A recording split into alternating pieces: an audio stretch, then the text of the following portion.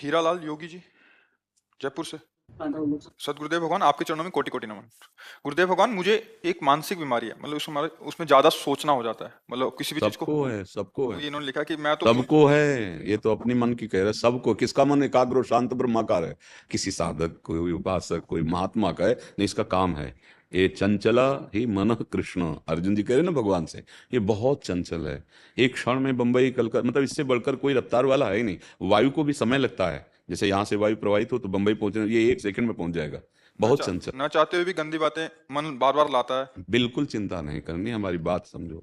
यदि हम नाम जप कर रहे हैं तो हमारे मन की गंदगी नष्ट की जा रही। निर्मल मन जन सो मोहि पावा, मोहि कपट छल छिद्र न भावा।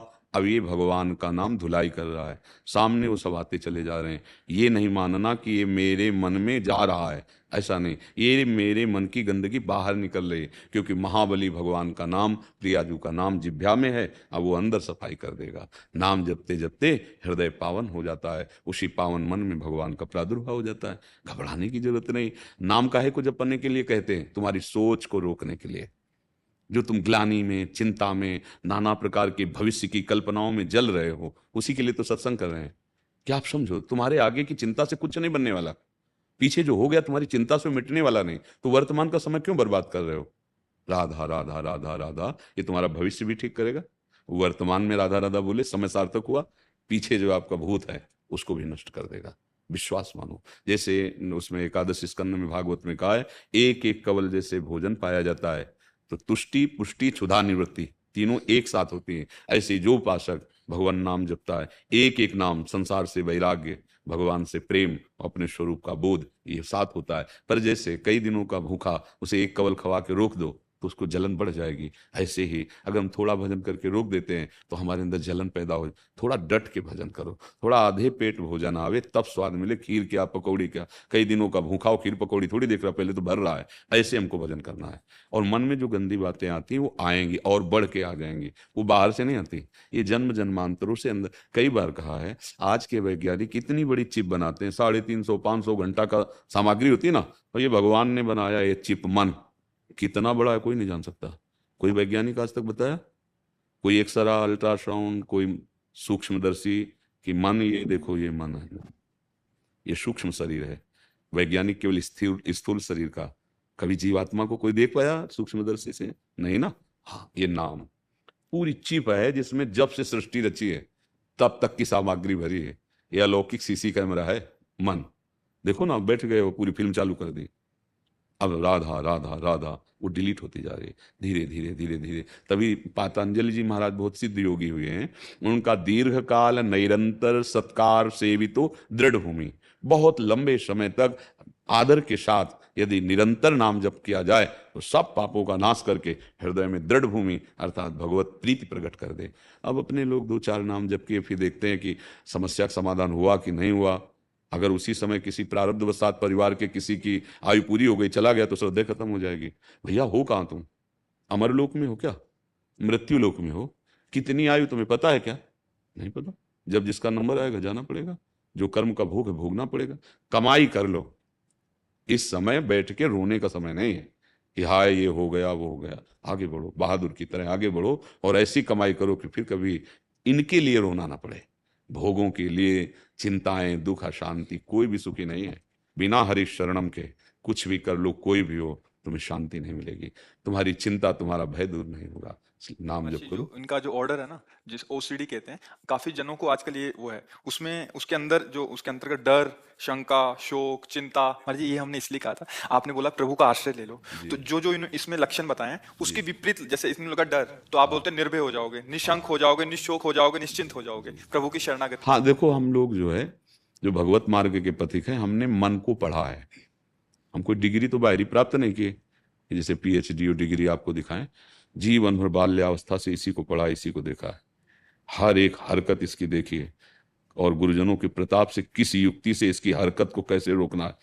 तब ये बहुत कठिन, मन को रोकना बहुत कठिन है नहीं?